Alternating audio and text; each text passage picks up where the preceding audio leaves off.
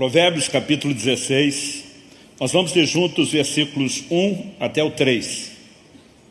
Eu vou ler na Nova Almeida atualizada, e o texto sagrado diz assim: o coração do ser humano pode fazer planos, mas a resposta certa vem dos lábios do Senhor. Todos os caminhos de uma pessoa são puros aos seus próprios olhos, mas o Senhor sonda o espírito. Entregue as suas obras ao Senhor, e o que você tem planejado se realizará.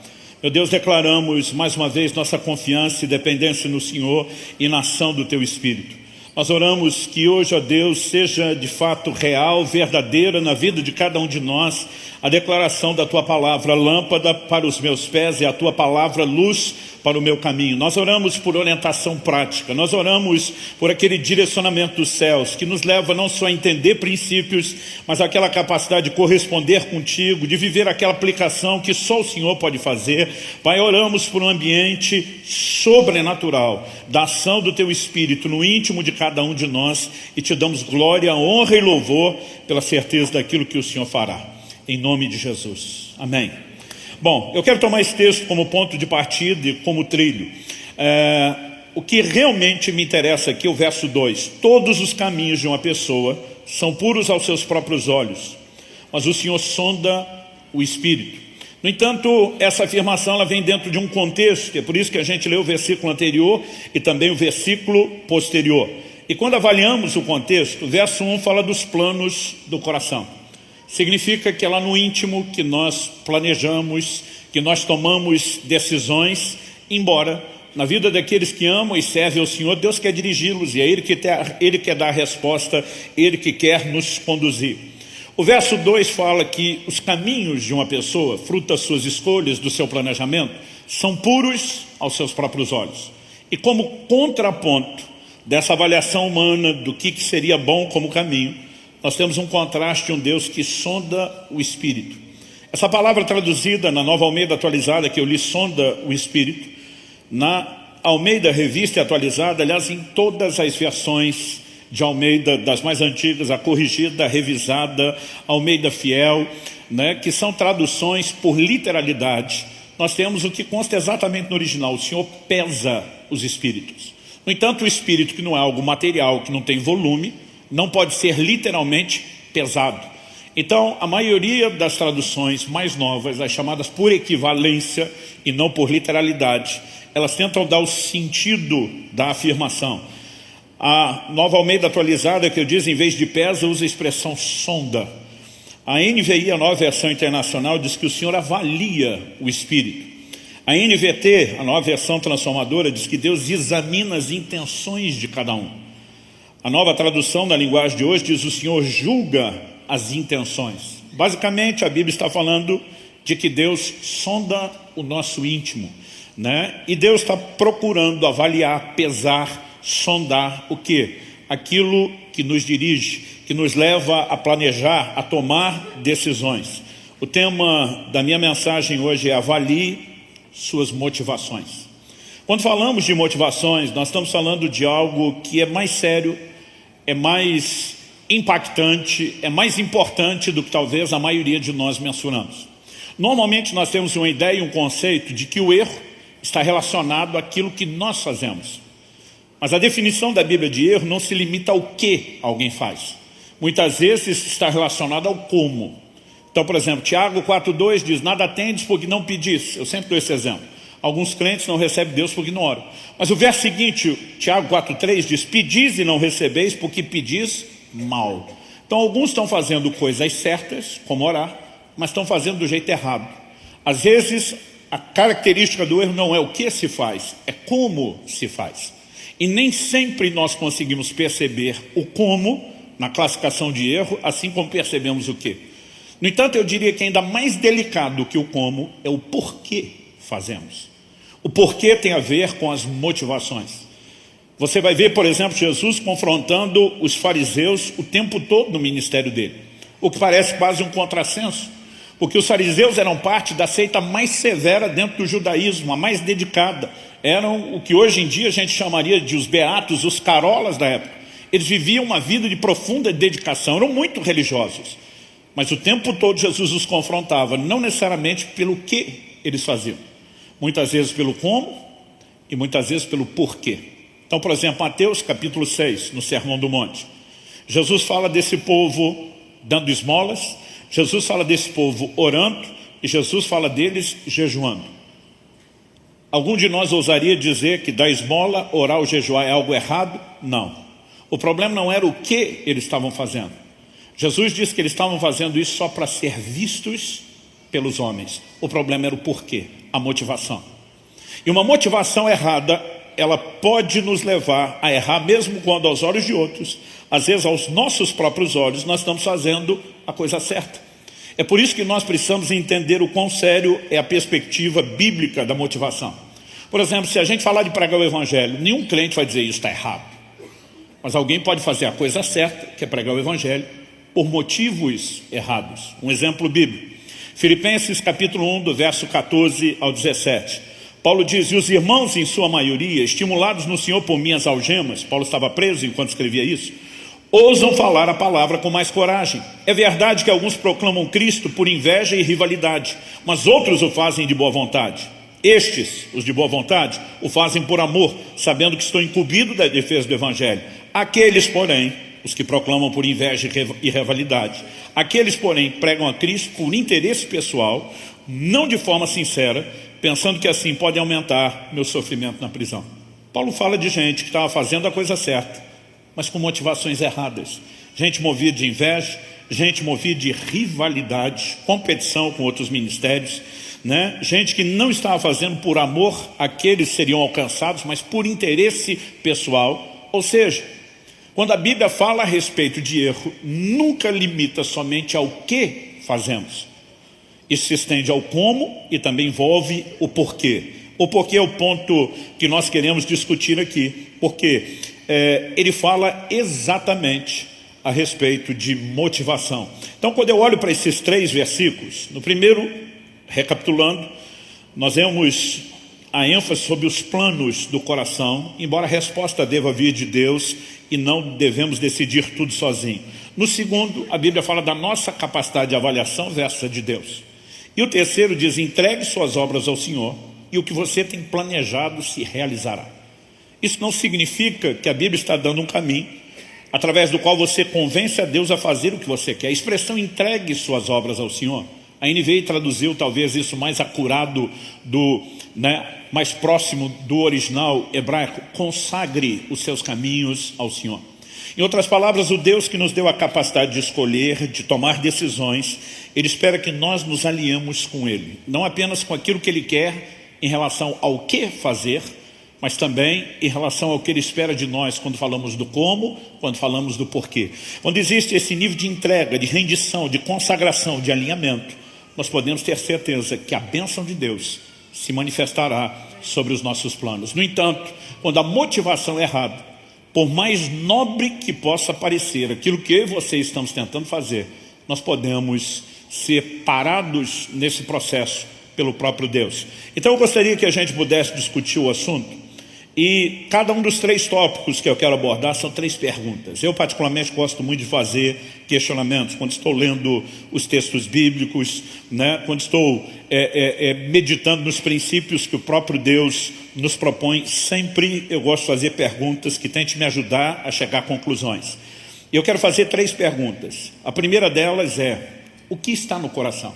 Nós estamos falando de planos, obviamente as decisões se tomam no coração e nós precisamos aprender a avaliar isso na perspectiva bíblica. Depois, em segundo lugar, eu quero que eu e você possamos fazer um segundo questionamento. O segundo questionamento é o que influencia o coração. Depois de entendermos o que entra no coração e como se processam as decisões, quais são as influências que o coração pode ter, inclusive externas. Para só depois de discutir essas 2 coisas, eu entrar no elemento prático que tem a ver com o foco da mensagem. Como avaliar o coração, ou o lugar onde se processam as nossas motivações. Então vamos lá. Eu quero que a gente possa começar avaliando a importância do coração, não apenas como lugar onde se faz planos, mas onde, além de tomarmos decisões, o que se passa lá acaba afetando todo o curso da nossa vida. Em Provérbios, no capítulo 4, no verso 23, a Escritura diz, sobre tudo o que se deve guardar. Há muitas coisas que nós devemos guardar no nosso relacionamento com Deus, no nosso patrimônio de vida espiritual, em todo o escopo das coisas que Deus nos concede, como por exemplo proteger nossas casas, as famílias. Mas a Bíblia diz sobre tudo o que você deve guardar. Guarde o seu coração. Por que a Bíblia coloca o coração como uma das coisas que mais precisam ser protegidas? O texto diz, sobre tudo que se deve guardar, Provérbios 4:23, guarda o teu coração, porque dele procedem as fontes da vida. O que afeta o coração do lado de dentro, afetará nossas decisões, nosso estilo de vida e aquilo que nós fazemos do lado de fora. Alguém disse com muita propriedade que para poluir um rio, você não precisa andar todo o curso e extensão do rio tentando sujar as águas. Basta ir à fonte, poluir a fonte. Se você poluir a fonte, aquela poluição, aquela sujeira se espalha por todo o rio.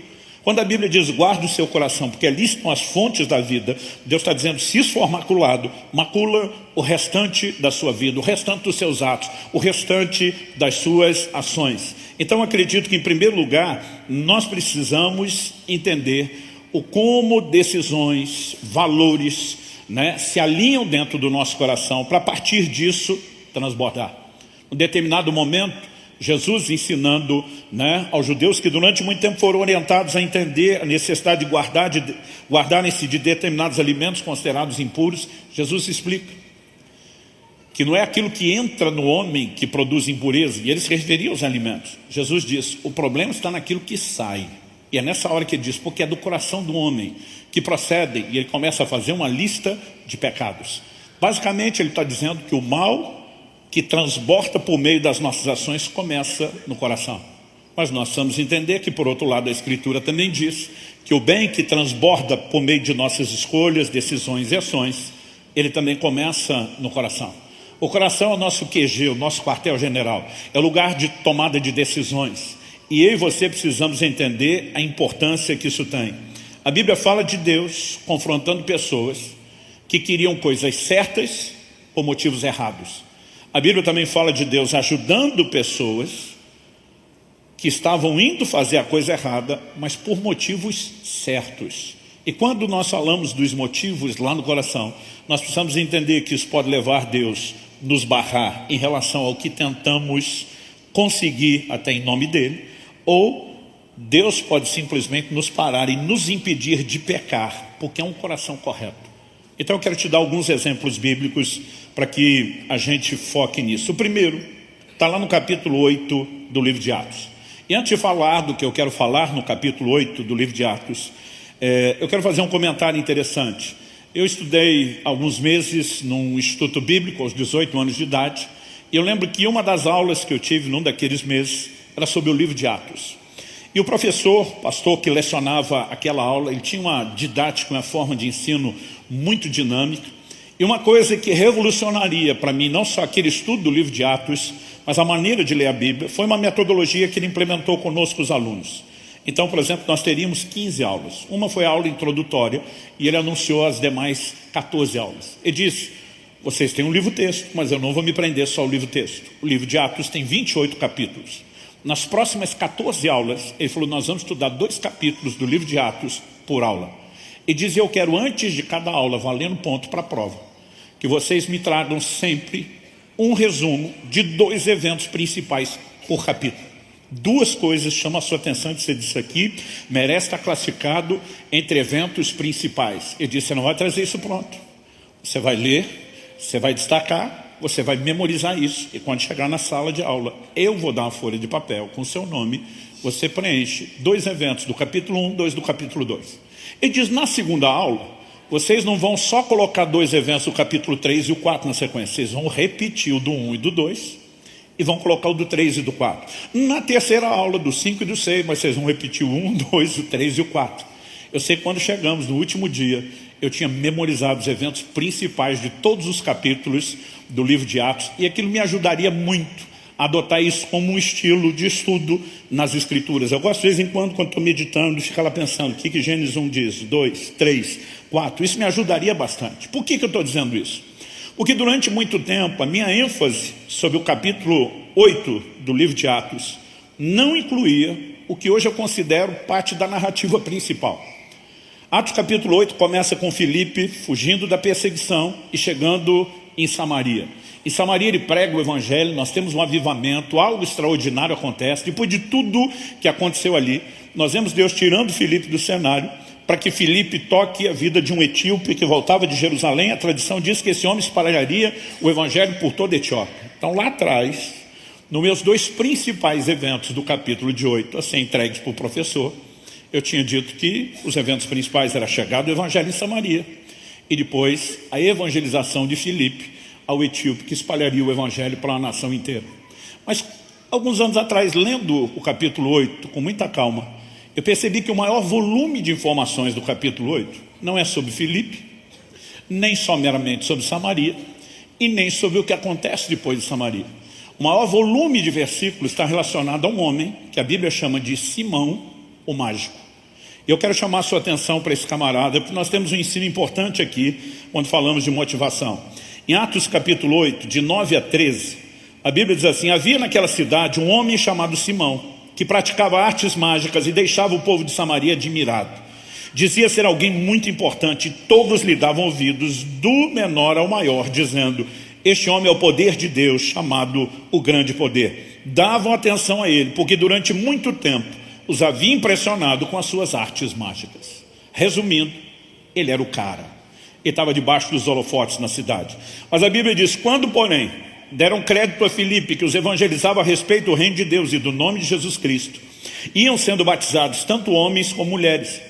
O próprio Simão abraçou a fé e, tendo sido batizado, acompanhava Filipe de perto, observando extasiado os sinais e grandes milagres praticados. Então agora nós temos esse homem, antes dedicado à magia, se convertendo, sendo batizado. E não só isso, ele vem com tudo para cima da fé. Agora ele cola em Filipe, ele quer ver os sinais operados, ele quer estar envolvido em tudo o que está acontecendo.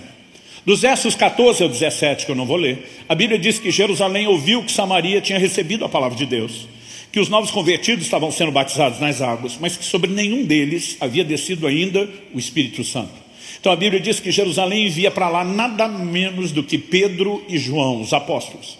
E a Bíblia diz que quando eles chegam, eles começam a impor as mãos, e as pessoas sobre quem eles impõem as mãos são cheias do Espírito Santo. E é depois desse evento que nós vamos para o verso 18 a 23, que de novo a descrição volta para o Simão. A Bíblia diz: quando Simão viu que, pelo fato de os apóstolos imporem as mãos, era concedido o Espírito Santo, ofereceu-lhes dinheiro, dizendo: dei também a mim esse poder, para que a pessoa sobre a qual impuser as mãos receba o Espírito Santo. Pedro responde, as traduções literais dizem: vá tua prata contigo a perdição. A Nova Almeida atualizada traduziu: mas Pedro respondeu: que o seu dinheiro seja destruído junto com você, pois você pensou que com ele poderia adquirir o dom de Deus. Deixa eu fazer uma pausa. Já vi muito pregador dizendo que o erro de Simão foi tentar comprar o Espírito Santo. Não é isso que a Bíblia está dizendo. A Bíblia não diz que ele queria comprar a pessoa do Espírito Santo. A Bíblia diz que eles me deem dinheiro para que eu também possa ter acesso ao que vocês têm, para que as pessoas possam receber o Espírito Santo quando impor as mãos sobre elas. Ele não queria comprar o Espírito Santo. Ele diz: eu quero ser que nem vocês, eu quero chegar lá. Esse homem se converteu, ele foi batizado, ele colou em Filipe, ele está empolgado com tudo que está acontecendo, agora ele está de olho nos apóstolos. E ele diz: eu quero ser dessa turma. Eu quero ser desse time que toca, que abençoa as pessoas, instrumento de Deus, através do qual as pessoas recebem algo. Mas se você olhar a conversa de Pedro, Pedro diz assim para ele: não existe porção, nem parte para você nesse ministério. Que ministério? Pôr as mãos, tocar a vida das pessoas. Porque o seu coração não é reto diante de Deus. Você pode repetir essa frase comigo? Diga: porque o seu coração não é reto diante de Deus. Pedro diz para ele: portanto, arrependa-se desse mal, ore ao Senhor, talvez Ele o perdoe por esse intento do seu coração. De novo, a classificação do erro é o intento do coração. Pois vejo que você está cheio de inveja e preso em sua maldade. Pergunta: o que Simão queria era errado? Não era errado, os apóstolos estavam fazendo isso. E não existe nada na Bíblia que limite isso somente a eles. A palavra de Deus nos mostra esse tipo de cenário, se repetindo posteriormente em outros lugares. É lógico que Deus quer que as pessoas sejam cheias do Espírito Santo. Deus quer que as pessoas se unam com Ele no processo de conduzir outros a serem cheios do Espírito Santo. O problema não era o que Simão desejava. O problema do intento do coração é o porquê Simão desejava. E aí você vai entender que nos versos anteriores, quando a Bíblia começa a descrever Simão, enfatiza que ele deixava o povo de Samaria admirado, que ele se dizia ser importante, que todo mundo lhe dava ouvidos, do menor até o maior, que durante muito tempo eles o tinham impressionado. Toda essa descrição de que esse camarada durante muito tempo esteve debaixo dos holofotes não está aqui à toa. A Bíblia está falando de como esse camarada estava acostumado com a projeção, até que Filipe chega pregando o evangelho. Agora quem está brilhando é Filipe. O próprio Simão entende o erro das práticas mágicas e com certeza ele simplesmente existe, eu não posso mais funcionar nesse negócio. Mas a alma desse camarada está gritando dentro dele. De alguma forma ele precisa voltar a ter proeminência, de alguma forma ele precisa voltar a ter projeção. E ainda que ele olhe para a magia e diga isso é errado, e eu não posso me projetar mais usando isso, ele vê uma oportunidade de naquilo que é certo, voltar a brilhar. Ou seja, o desejo de fazer o que era certo estava fundamentado numa motivação errada. Eu e você precisamos entender que motivações, elas são delicadas, porque muitas vezes elas se escondem atrás de coisas certas, mas os nossos motivos são errados. Quando começamos a igreja em Curitiba, depois de 2 anos e meio que já tínhamos começado ao alcance de Irati, eu vim para cá debaixo de uma direção clara de Deus, que não era apenas estabelecer e plantar a igreja, mas seguir aquilo que já tínhamos começado desde o início da igreja em Irati.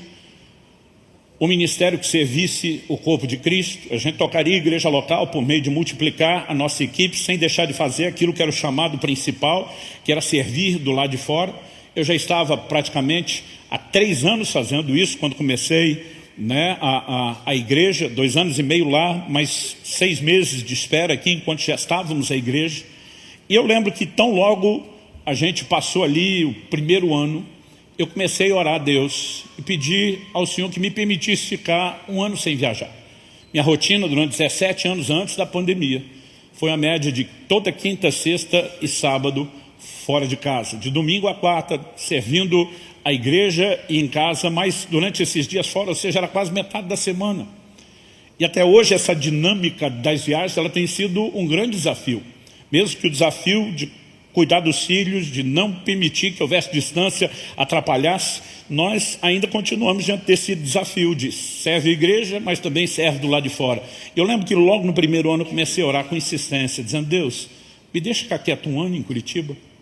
Me deixa ficar 1 ano sem viajar. Não estou te pedindo para parar de fazer aquilo que o Senhor me chamou a fazer. Eu quero só 1 ano. E um dia eu estava orando sobre isso, já há bastante tempo, com insistência, mas nesse dia o Espírito Santo falou, por que você quer ficar 1 ano sem viajar? Eu falei, eu quero cuidar das tuas ovelhas. E o Espírito Santo falou, e os lugares onde eu te envio não são minhas ovelhas? Eu falei, são. Então, reformulando, eu quero cuidar das minhas ovelhas. As suas ovelhas que o Senhor me confiou. Porque nos outros lugares que o Senhor me manda, são as suas ovelhas que o Senhor confiou para os outros. E eu quero cuidar melhor das minhas do que das que o Senhor confiou para os outros. E o Espírito Santo me disse, essa é a única razão pela qual você quer parar.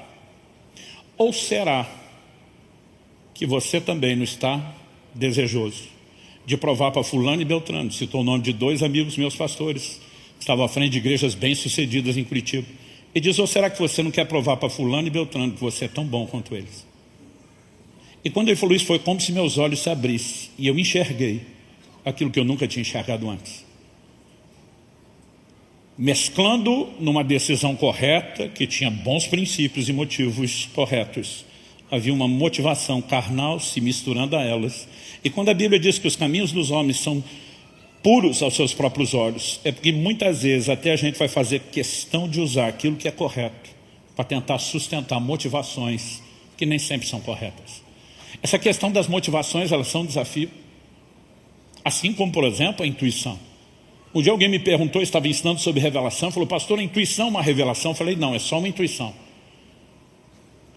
Ele falou, mas o negócio é sério. Eu falei, muito sério, principalmente quando é a esposa da gente que tem. Todo homem casado sábio sabe que se a mulher falar cuidado com isso, o assunto, o conselho dela merece alguma atenção. Porque muitas vezes nós os homens somos muito racionais, nós queremos que ela explique, que a mulher explique o porquê da preocupação dela. E às vezes ela simplesmente olha e diz, não sei te explicar o porquê. E aí o homem que quer os porquês fica doido de não ter explicação. Mas a intuição é uma espécie de conclusão, talvez mais rápida do que a nossa capacidade de saber como é que nós chegamos lá. Muitas vezes a gente simplesmente tem uma opinião e você nem sabe como é que chegou lá. Isso não significa que a opinião não esteja certa. Às vezes você só não consegue explicar quais são as razões que te levaram à conclusão. E muitas vezes nós podemos estar diante de uma situação que a gente não sabe como é que a gente sabe aquilo. Eu era recém-casado, Kelly e eu decidimos usar um dia nosso, que era o nosso dia da família, para assistir um filme. Morávamos na época em Guarapuava, não tinha cinema na cidade. O filme que era lançado no cinema aqui em Curitiba, chegava nas locadoras, nas finadas locadoras lá, meses depois. E a gente ficava naquela espera ansiosa. Eu lembro de um filme que eu fiz uma reserva. Falei, eu quero estar entre os primeiros. E o camarada me liga e diz, chegou o filme, pastor. Eu falei, estou indo buscar. Era o nosso dia de família. Eu falei, amor, vamos assistir um filme. E eu ansioso. Quando comecei a assistir o filme, falei para ela, vai acontecer isso, aconteceu. Daqui a pouco eu falei, vai acontecer aquilo, aconteceu. Vai acontecer esse outro. Ela falou, você assistiu o filme? Eu falei, não assisti. Ela falou, você não tem como saber que essas coisas vão acontecer. São reviravoltas de enredo imprevisíveis. Eu falei, pois é, mas eu acho que eu sei o filme todo. E a diversão nossa ficou comprometida ou diferente do normal, porque eu ficava dizendo, vai acontecer isso, vai acontecer aquilo, e toda a reviravolta que eu falava acontecia. Ela ficava dizendo, você assistiu o filme? Eu falei, amor, eu não assisti, não tem cinema. Você assistiu numa viagem? Eu falei, eu não assisti. Eu disse, como é que você sabe o filme? Eu falei, eu não sei como é que eu sei, mas eu sei. E honestamente eu fiquei apavorado com aquilo. Eu ficava pensando comigo mesmo, premonição não tem, só um de Deus. Eu fiquei apavorado com aquilo. Um tempo depois, conversando com um camarada que era desses cinéfilos maníacos por cinema, eu falei, cara, eu estou bolado com o negócio, que eu assisti um filme, eu sabia tudo o que ia acontecer. Ele começou a rir. Eu falei, o que você está rindo? Ele falou, pastor, isso aí é um remake, é uma refilmagem de um filme antigo. Com certeza você ouviu o filme antigo. Eu falei, mas você ouviu o antigo? E ele lembrar. Ele falou, não, a filmagem deu um tom tão moderno, tão diferenciado, que a estrutura de enredo é a mesma, mas o cenário não. E aí ele deu o nome do filme, eu anotei, eu fui ver, eu falei, era o filme que eu tinha visto. E aí me deu aquele ali, eu falei, agora entendi como cheguei lá. Muitas vezes nós sabemos coisas que não sabemos como sabemos. Intuição está mais ou menos aí. Mas motivação nos leva a tomar escolhas ou decisões que muitas vezes nós não sabemos por que estamos fazendo, mas estão lá. Daniel, no capítulo 2, nos conta que Nabucodonosor tem um sonho, uma visão. Ele vê uma estátua com 4 metais diferentes. A cabeça de ouro, o peito e os braços de prata, ventre de bronze. E a Bíblia diz que as pernas eram de ferro. Na visão, uma pedra era cortada sem auxílio de mãos. Ela atingia a estátua nos pés, a estátua esmiuçava, era levado pelo vento, desaparecia. E a pedra que ficava no lugar da estátua crescia, se tornava uma montanha que enchia toda a terra. Daniel tem a revelação de qual foi o sonho, que o rei não lembrava, e ele dá a interpretação. Ele diz, você é a cabeça de ouro. Babilônia foi o primeiro império de proporções mundiais. Nunca antes na história alguém dominou o mundo de então. Mas ele diz, depois de ti se levantará um reino inferior ao seu. Ou seja, a mudança de metal era mudança de reino. Ele está dizendo, Babilônia é ouro. Depois de você vem um novo reino. Nós sabemos pela história que Babilônia foi sucedida pelos Medo-Persas. Mas a mudança do ouro para a prata era a primeira mudança de reino. Mas de prata para o bronze era a próxima mudança para o terceiro reino. A Grécia, de Alexandre o Grande. E depois a mudança para o metal, que nós sabemos ser Roma, foi nos dias de Roma que a pedra, Cristo, vem. E Deus estava dizendo, eu vou dar fim nos impérios humanos, eu vou acabar com essa brincadeira, e é o meu reino que vai crescer e encher toda a terra. Esse era o significado da visão. Termina o capítulo 2, começa o 3, com qual descrição? A Bíblia diz, Nabucodonosor levantou uma estátua inteira de ouro e diz, todo mundo dobra diante dela. O que você acha que esse cara está dizendo, consciente ou inconsciente? Nem a pau que eu vou ser trocado por outro reino ou removido daqui. Talvez ele não tenha parado para pensar por que ele resolveu fazer a estátua, mas ele está reagindo àquilo. Motivações podem ser delicadas, porque nem sempre são percebidas. Agora, quando há um coração correto, a história muda. Olha comigo Gênesis capítulo 20, e vamos olhar junto dos versos 1 ao 7. O texto diz, Abraão partiu dali e foi para a terra do Negueb. Habitou entre Cádiz e Sur e morou em Gerar. Abraão dizia que Sara, mulher dele, era sua irmã. A Bíblia mostra que esse é um acordo que o patriarca firmou com a sua esposa, que eram irmãos, na verdade, por pai de pai. Abraão decide contar uma meia-verdade, que eu prefiro chamar de meia-mentira, E a Bíblia diz, então Abimeleque, rei de Gerar, mandou buscá-la. Esse então já que a irmã não é mulher, eu quero ela para mim. O texto diz assim, Deus, porém, veio a Abimeleque em sonhos de noite e lhe disse, você vai ser castigado com morte por causa da mulher que tomou, porque ela tem marido. Ora, Abimeleque ainda não havia se aproximado de Sara e por isso disse, Senhor, matarás até uma nação inocente? Não foi ele mesmo que me disse, é minha irmã? E também ela me disse, ele é meu irmão? Com sinceridade de coração e na minha inocência foi que eu fiz isso. Deus respondeu-lhe em sonho, bem sei que na sinceridade de coração você fez isso. Por isso impedi que você pecasse contra mim e não permiti que você tocasse nela. Agora devolva a mulher a seu marido, pois ele é profeta, intercederá por você e você viverá. Mas se não a devolver, saiba que você certamente morrerá, você e tudo que é seu. Olha o contraste de Simão, o mágico. Simão quer fazer a coisa certa por motivos errados. Pedro tem uma revelação da parte de Deus. Então a mensagem que Pedro está trazendo agora é da parte de Deus. E diz, o seu coração não é correto, você não tem parte nem sorte no ministério. Arrepende aí para ver se rola um recomeço. Em outras palavras, está dizendo, você pode querer o que é bom, você pode querer ajudar Deus, mas Deus não quer você, porque o seu coração é errado. Agora nós temos um cara que, diferente do outro que queria fazer a coisa certa por motivos errados, está prestes a fazer a coisa errada, sem saber. Mas ele vai se envolver com uma mulher que é casada. E Deus adverte, diz, ei, não toca na mulher, ela tem marido. Ele diz, Senhor, eles me disseram que eram irmãos. Eu fiz isso na sinceridade do meu coração, eu não queria errar. Ele está planejando fazer o que é certo. Eu diz, eu sei, é justamente pela sinceridade do seu coração que eu estou aparecendo para te divertir. Agora preste atenção. Ou se devolve a mulher, o cara ora por você para abençoar a casa, ou você está lascado. A partir desse momento Deus diz, agora você é responsável por andar na luz da nova informação que eu te dei.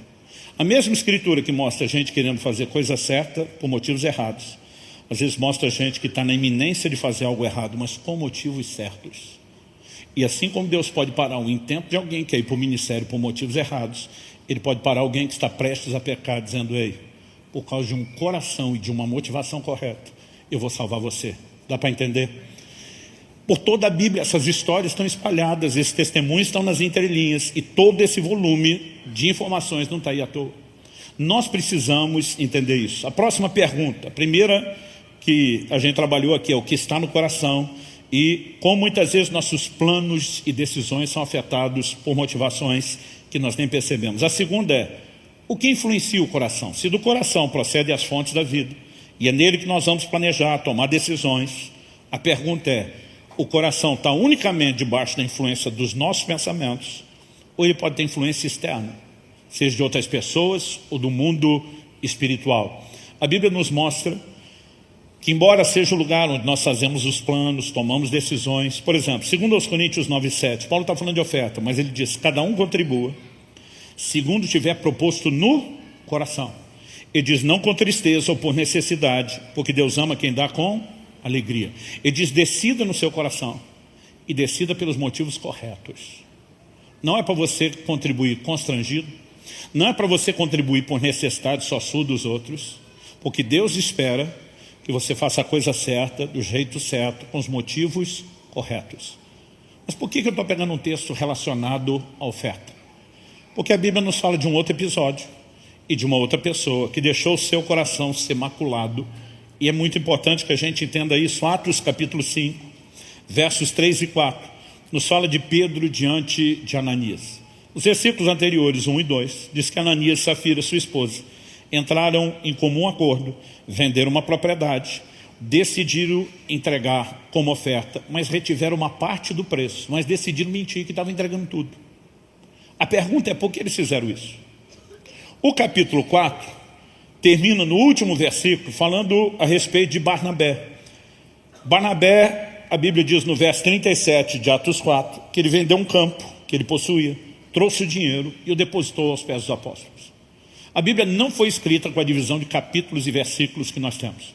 Para quem não sabe, a divisão em capítulos aconteceu, foram duas. Uma primeiro aconteceu a divisão em capítulos, depois a divisão em versículos.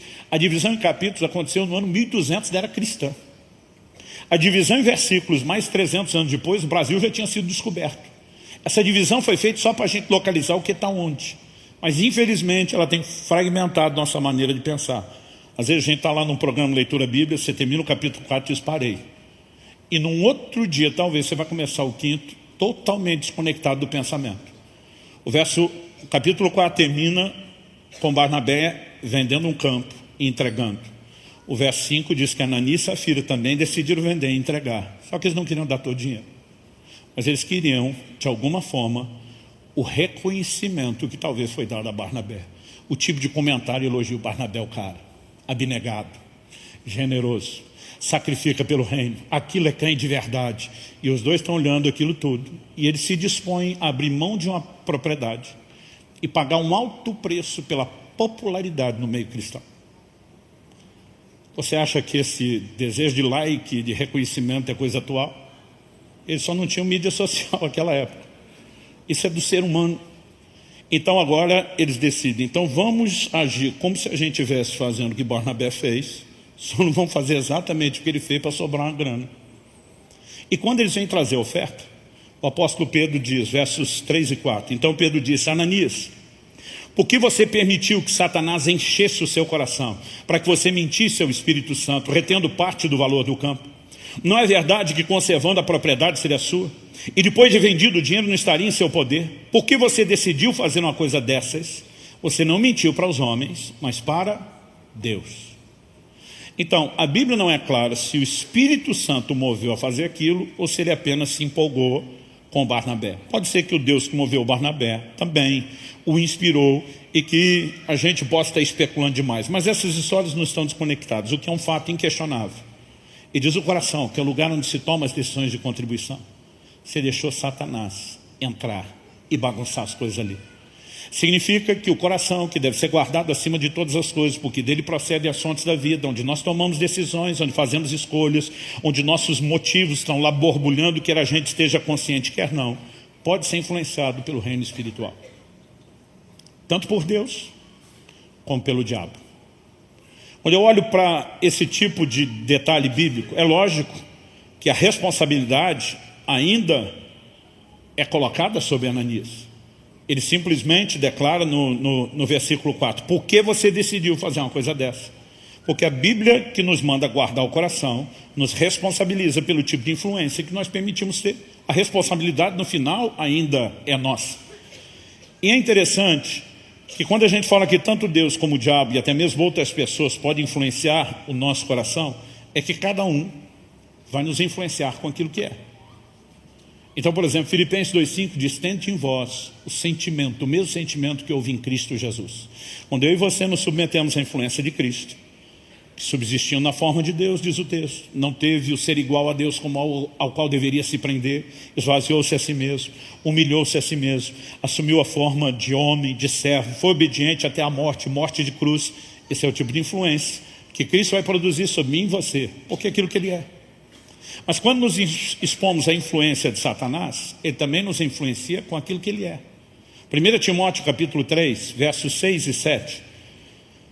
O contexto do texto está falando sobre aqueles que almejam o episcopado, o ministério, e diz assim, que o bispo ou o candidato a ele não seja recém-convertido. A palavra no original grego é neófito, novo na fé. Por que não pode ser novo na fé? Porque ainda não passou por processos de amadurecimento. Então o texto diz assim, para não acontecer que fique cheio de orgulho e incorra na condenação do diabo. Orgulho, incorra na condenação do diabo. Quando você lê Isaías 14, Ezequiel 28, você percebe que o pecado de Satanás foi o orgulho. A Bíblia nos mostra ele dizendo, subirei acima das estrelas do céu, serei semelhante ao Altíssimo, e o mesmo pecado que ele cometeu é aquilo que ele vai tentar levar as pessoas a cometerem. O verso 7 diz, é necessário também que ele tenha bom testemunho dos de fora, a fim de não cair na desonra e no laço do diabo. A palavra lá significa armadilha. O diabo está tentando prender pessoas com o quê? Com aquilo que ele é expert, com aquilo que ele sabe fazer muito bem.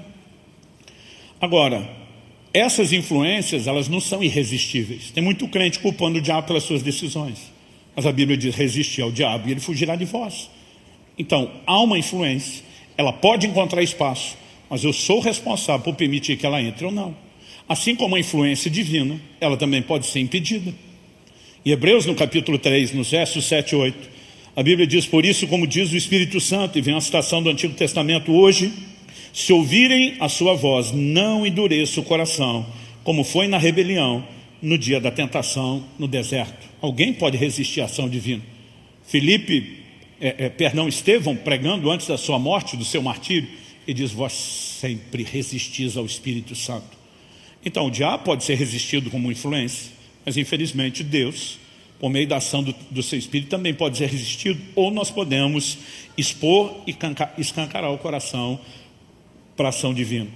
Então, depois de questionar o que está no coração, que é o centro de comando, as fontes da vida, e como motivações podem estar lá sem que a gente perceba, a gente está avaliando os caminhos, dizendo que são puros, mas a Bíblia diz: é Deus que sonda o que pesa o Espírito.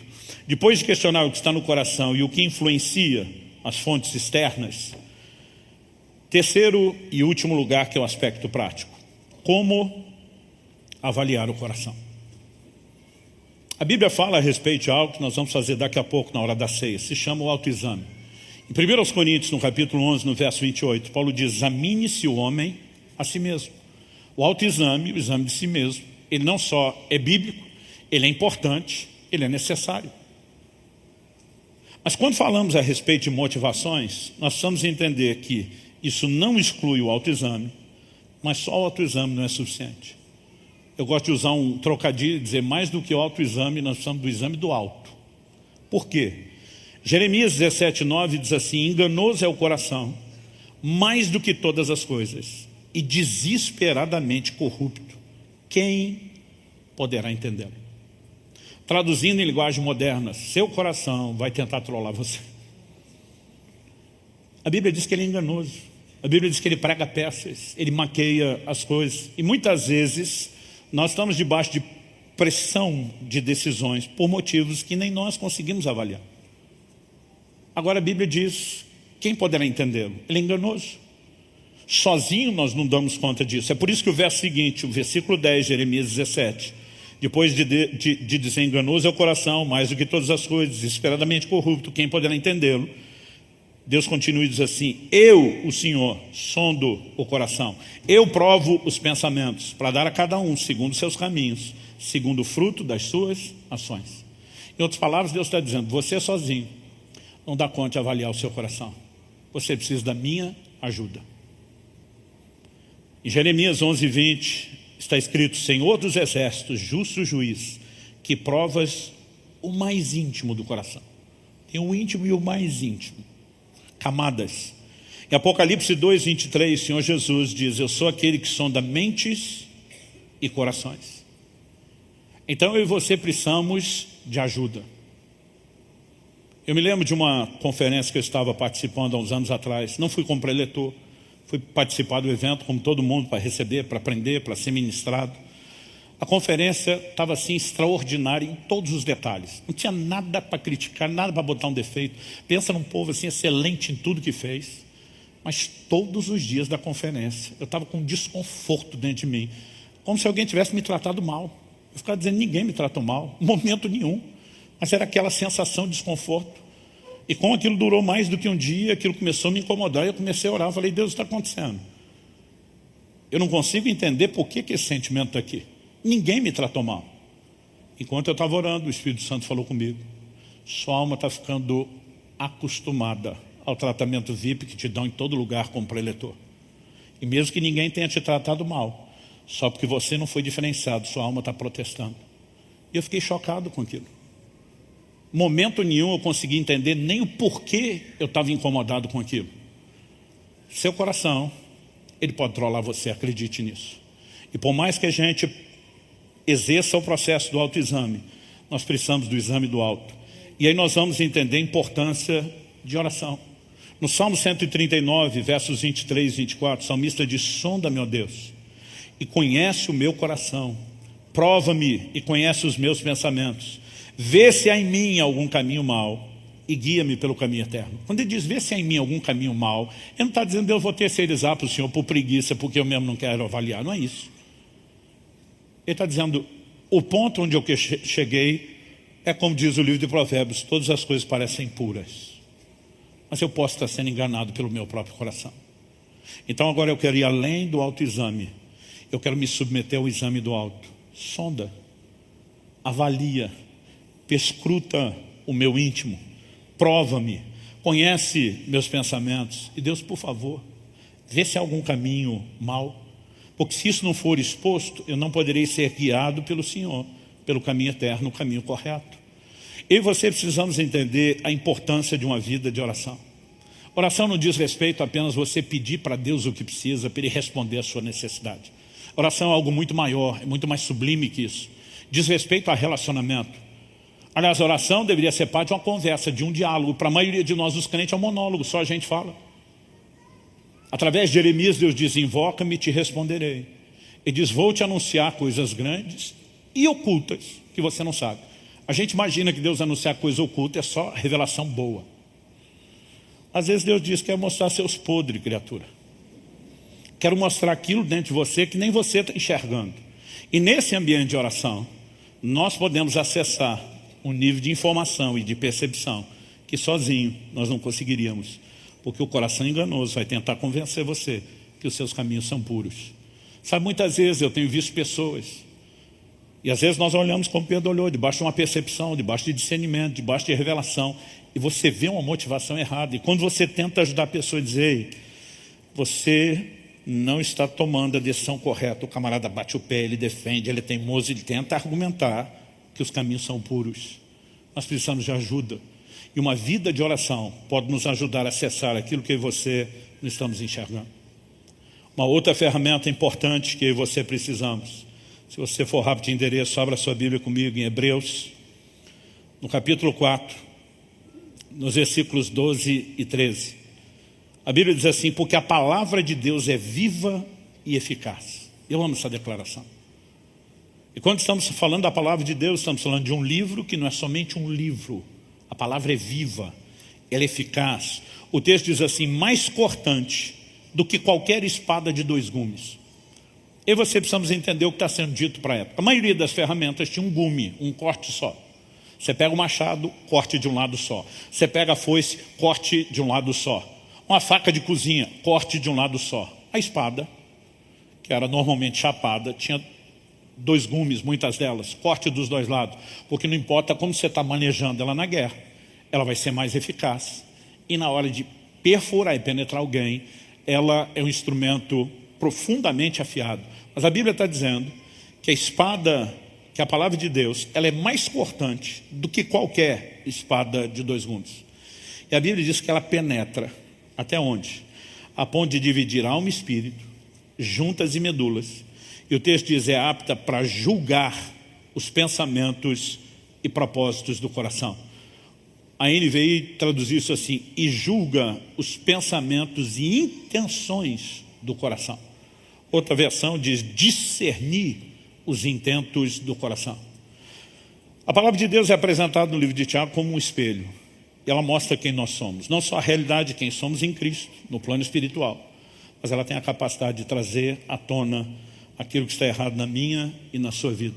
Olha a sequência. O verso 13 diz assim, não há criatura que não seja manifesta na sua presença, na presença do Deus da palavra viva.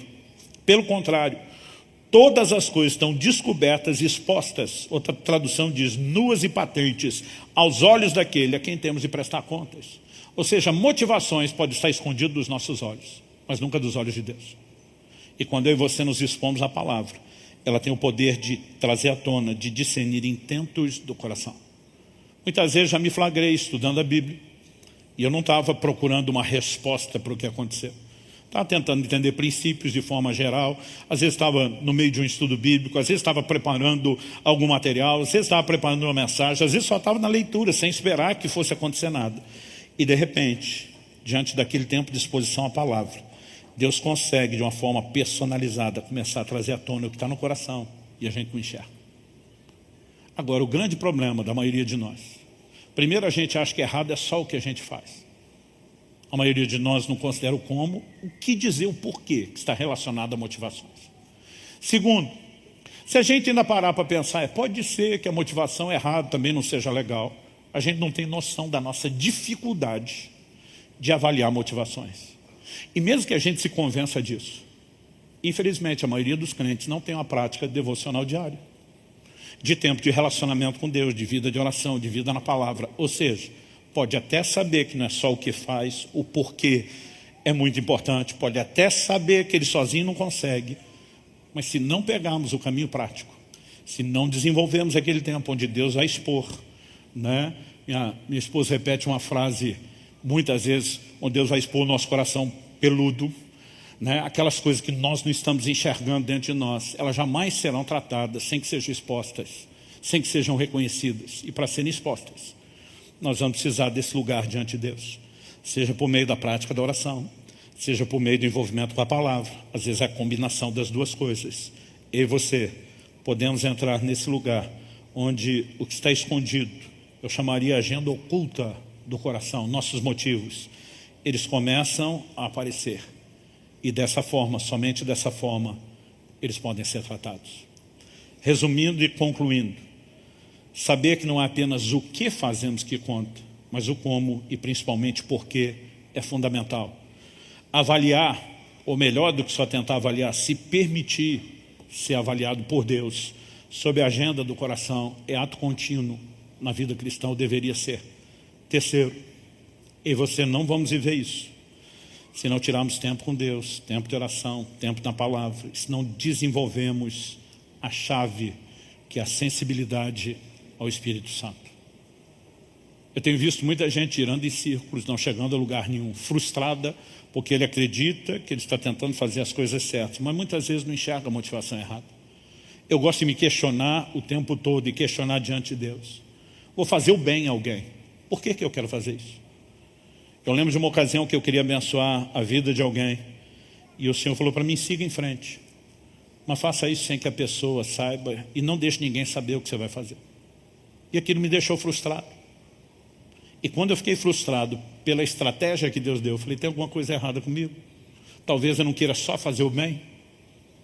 Talvez eu estava interessado em que a pessoa soubesse e que eu tivesse algum crédito com aquilo que eu faria. O curioso é que essa pessoa depois reclamou comigo. Todo mundo me ajudou, menos você. E eu tenho que engolir aquilo, ficar quieto, dizer, pois é.